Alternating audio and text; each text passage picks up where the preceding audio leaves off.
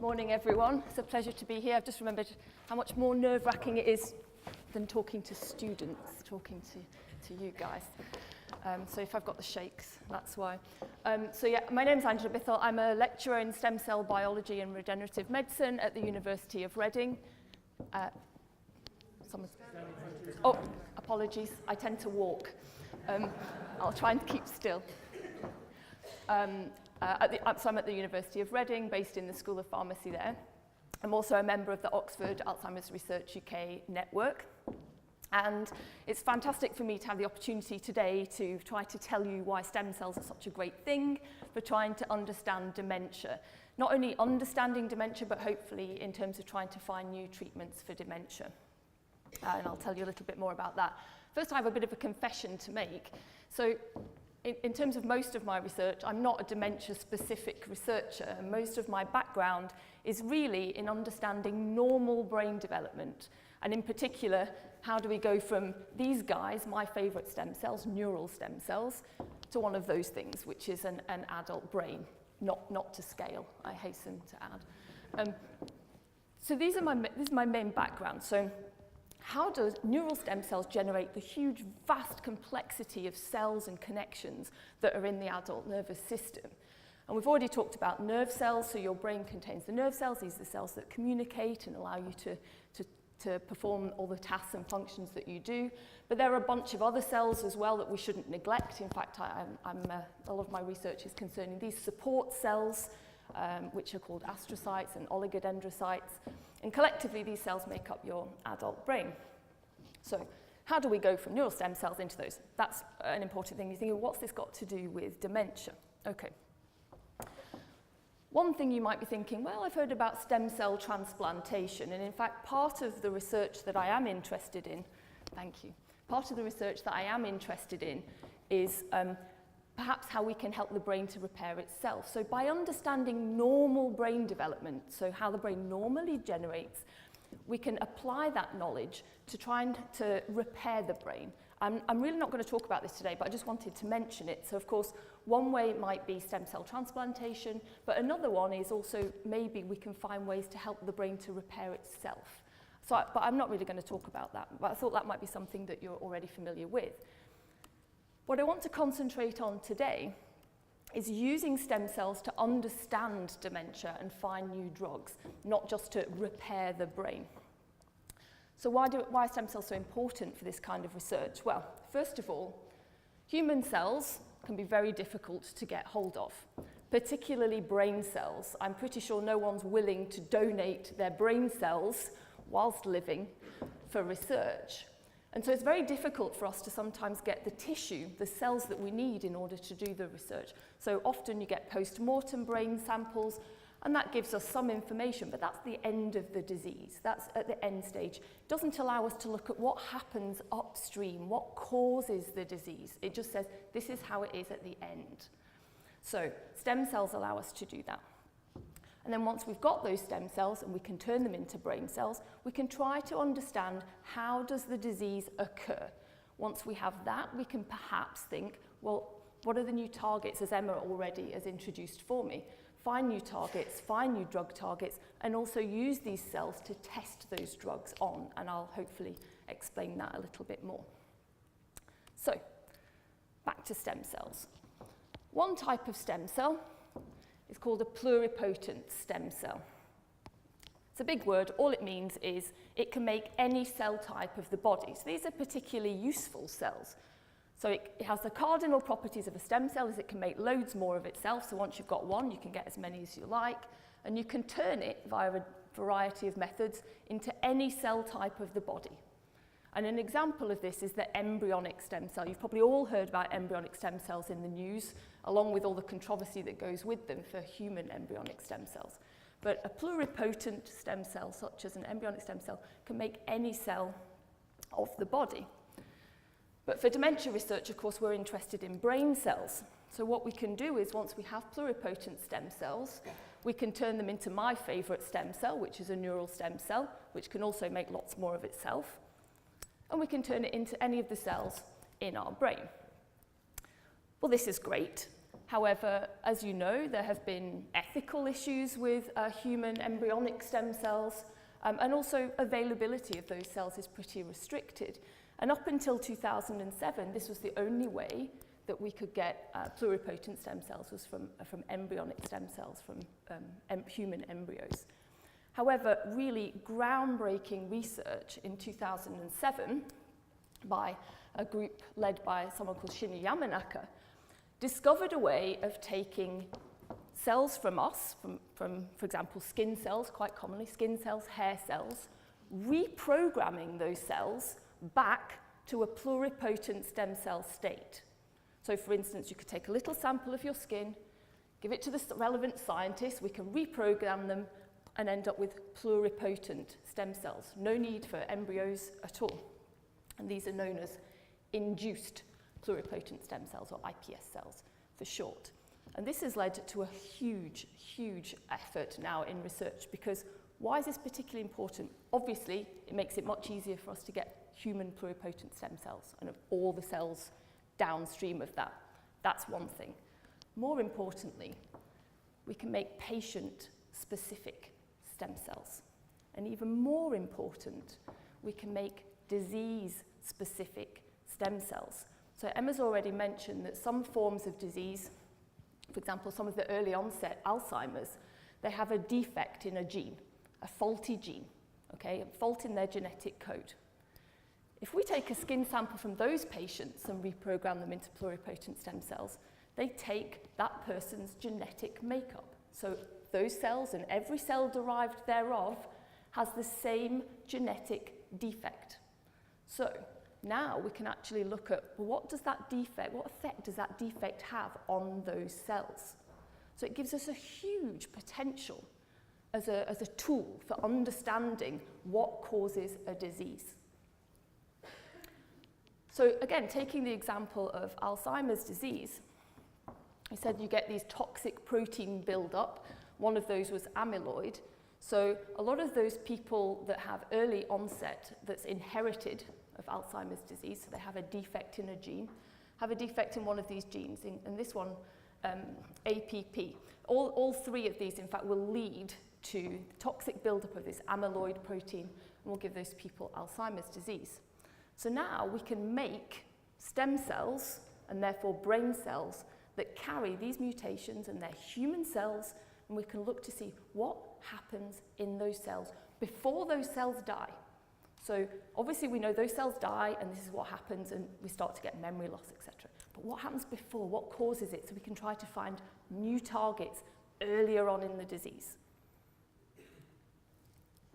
So now we've got stem cells. We can, of course, make healthy stem cells, and we can compare them to stem cells that carry a genetic defect. Or, in fact, we can take them from what we call sporadic Alzheimer's patients, so those without a known mutation. But again, look for what's different between those cells.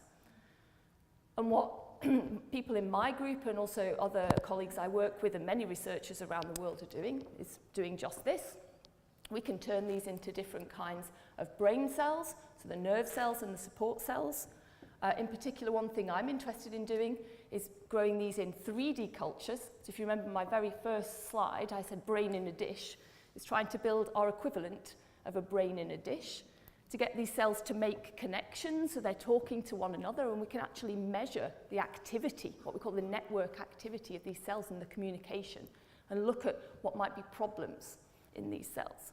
I just wanted to show, hopefully the lights allow, it's actually a picture of some real-life human iPS-derived nerve cells. So the red is the little processes coming out of the nerve cell, and in blue is just showing you the nucleus of all of those cells where the DNA is held. And these are actually human, healthy human, iPS-derived nerve cells, but we can also make the support cells, those other cells I told you about. So we now have our two types of stem cells, our little brain in a dish, if you like, from healthy people or from patients perhaps carrying a defect that leads to something like Alzheimer's disease. Equally, this is true, we can do this for Parkinson's disease, for Huntington's disease. And we can look for what are differences between those cells, between those nerve cells. What happens, what's different in the faulty gene nerve cells that might lead to them dying later in the brain? And not just what's wrong in those nerve cells, what also might be going on in those support cells. Because whilst they may not be the cells that ultimately die and lead to the sort of symptoms of dementia, they can contribute to the disease. So it also allows us to look at what's faulty, what's wrong with these cells early on in a disease process. The more we understand about the mechanism, what causes a disease, the more we can start to think about finding new drug targets. We understand better. If this particular protein is wrong, this particular pathway in the cell is wrong, can we find a drug to target and correct that particular problem?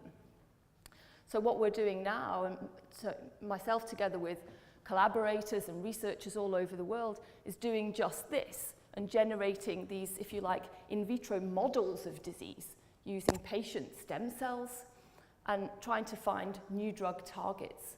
We can also use these cells in the dish to test drugs. It's a drug screen. We have a whole bunch of drugs, let's try. We know that this is what's wrong with the cells. If we throw this drug on, does it correct that problem? And not only that, one other thing, so we talked to, I think Richard mentioned about how sort of, if you like, awful the drug discovery is for such a dementia such as Alzheimer's disease. A lot of drugs fail in the pipeline and they fail in clinical trials, not just because they don't work, but sometimes just because they're actually toxic. They turn out to be toxic when they get into clinical trials in humans. And so we can also, one of our other aims is to use these stem cells in culture to test for toxicity of drugs as well as for efficacy against particular diseases. So really just to summarize what the main things I want you to take home about stem cells. We can now, due to this reprogramming technology that we've had since 2007, we can make human pluripotent stem cells by reprogramming of our adult cells. So we no longer rely on human embryonic stem cells and all of the restrictions and ethical problems that go with those. We can now make patient-specific human pluripotent stem cells relatively easily in the laboratory. And as a stem cell, it can be expanded. We can grow many, many of these cells, and we can turn them into any cell we like. And of course, here we're particularly interested in Alzheimer's and in dementias. It's also true for any other disease, neurodegenerative diseases such as Parkinson's, Huntington's disease, and in fact, any other disease. If you remember, we can turn pluripotent cells into any cell of the body. So these cells can be used for a huge range of disease research. We're interested in turning them into brain cells, and we can turn them into any type of brain cell that's particularly important for that disease. Okay? And then once we have those cells, we can compare healthy cells with cells from patients and try to find what's wrong.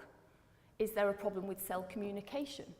Which pathways are disrupted? Which proteins may be abnormal? To find new targets for drugs and for new treatments, to try to actually halt the disease early on and not be treating symptoms later on, as Emma had already talked about. And we can also use these as huge drug screening platforms and testing drugs for toxicity as well in a human-specific, relevant system. We'll leave it there. My contact details are there in case anybody wants to send me a question later on. Thank you for listening. Okay, so the question is, how do we turn those pluripotent stem cells into specific kinds of cells, for example, brain cells rather than liver cells or hair cells? So what we're able to do in an in vitro system is we can manipulate the environment of those cells. So normally, developmentally in the body, stem cells receive different signals at different times that lead them along a ever-restricting pathway. So they start out, they can make anything, and then they become, for example, neural stem cells, they can only make brain cells, and then they become even more restricted, they can only make nerve cells, so they become more and more restricted. And by understanding what happens normally in development and the signals they receive, so if you remember back to the very beginning, I said my core interest from my background is in how the brain develops normally. We take what we know about what happens normally in the body to turn those cells into nerve cells, for example, and we recapitulate it in the dish. So if I know signal A turns them into neural stem cells, we can give them signal A in the medium, in the food that they grow in the lab, and they respond to that. And they start to become restricted into the right type of cell. So we can manipulate their environment using proteins and other signaling molecules that they would naturally see during the developmental process. We can also do it via less relevant, less physiological means. And there are many ways we can even genetically manipulate cells to push them into becoming a brain cell or a heart cell or a skin cell. So we have lots of different ways, but actually this is where my own background in understanding how normal brain development happens can be applied to stem cell biology use for things like dementia research. We can make the right cells by understanding what happens normally. Second question, one at the front. Yep, you. Well, your research sounds absolutely fascinating and really valuable. I know this is an impossible question really, but what is your time frame? Wow. So what's my time frame? That is an impossible question. Depends on time frame for what. If we're talking about getting this into a drug on the market, well, there's no simple answer, but we know that getting a drug from basic research through all the preclinical testing and through clinical trial can take 10 years, 20 years or more. One thing that's kind of important is, so we were talking about, what's the point of diagnosing dementia earlier? Another benefit that we might have of diagnosing dementia earlier is we may be able, some of the existing drugs that perhaps have failed in dementia patients, potentially, if you catch the disease earlier, they might work. Now, they've already been through a lot of the safety testing, etc., and they can be repurposed for use in perhaps earlier diagnosed dementia. And that would be a quicker, if you like, a quicker process. Whether it's going to happen or not remains to be seen. But yes, it's certainly from this kind of basic research into the clinic, unless if it's a new drug, would take a long time. But if actually you find an existing drug that may even be for some other disease, works, once you identify what's the mechanism, oh, we could test this drug, then potentially that would go through the clinical testing quicker because it's already approved for use in other disorders. So there's no answer, but there is an answer if you like.